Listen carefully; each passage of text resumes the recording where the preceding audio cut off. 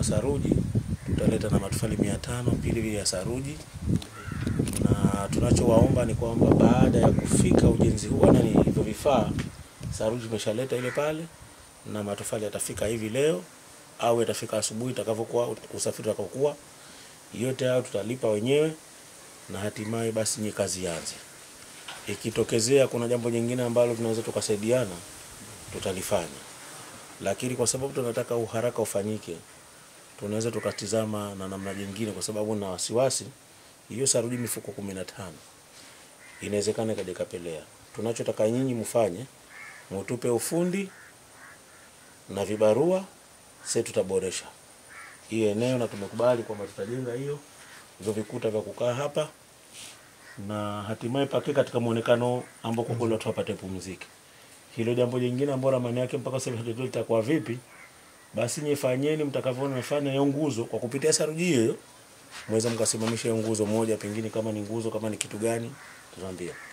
Tunachotegemea kwa baada ya mkono hivi tunaweza tukaongeza saruji ili kusudi, lakini saruji hii tutatoa kwa kadiri mtakavyokuwa na spidi, kwa sababu tuna maombi mengi huko ndani kwa majumbani, tuna mahadi chungu mzima.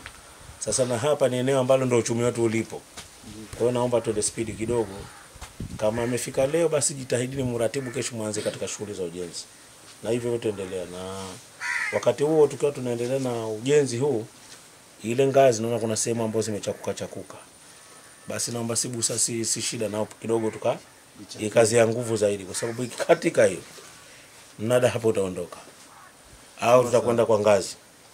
Sasa baada ya maelezo yao, mimi niwashukuru na tuko tayari katika kulifanikisha jambo hili haraka iwezekanavyo ili iweze kusaidia watu katika kufanya shughuli zao kwa ufanisi zaidi, hususan kipindi cha mvua, kwa sababu bandari yetu hii Mwenyezi Mungu aijalia ni kwamba ni wakati wote. Ni wavuvi wengi ambao wanafika hapa kwa kuuza samaki wao, na wachuzi pia wanafika katika eneo hili. Kwa kweli ni jambo zuri ambalo limetufikia leo hii la kuweza kupatiwa vifaa ambavyo vitawezesha kuboresha katika hili eneo ambalo litaweza wafanya wavuvi pamoja na wachuzi kuwa katika mazingira mazuri. Asante sana ndugu mwakilishi kwa kuweza kutupatia msaada huu, na tunahakikisha kwamba tumeupokea na tutauboresha katika masuala mazima ya kulijenga eneo hili katika ubora wake.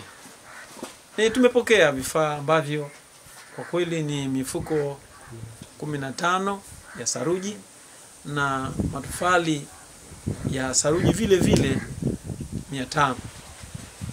Vifaa hivi tumevipokea na tutafanyia kazi kadiri ambavyo vimekusudiwa, na pia tutazidi kuungana naye pale ambapo pana upungufu, basi kuweza kushirikiana naye ili kuweza kukamilisha shughuli hii ya hili jengo. Kwa hivyo asante sana ndugu mwakilishi, tunakushukuru sana. Sisi kama viongozi wa Chama cha Mapinduzi jimbo la Micheweni tunakiri kwanza kushuhudia tukio hili la mheshimiwa mwakilishi wa jimbo hili la Micheweni kuweza kukabidhisha vifaa hivi, matofali pamoja na saruji kwa ajili ya ujenzi wa jengo letu hili ambalo kwa linahusika na masuala ya minada ya vitoleo kutoka baharini.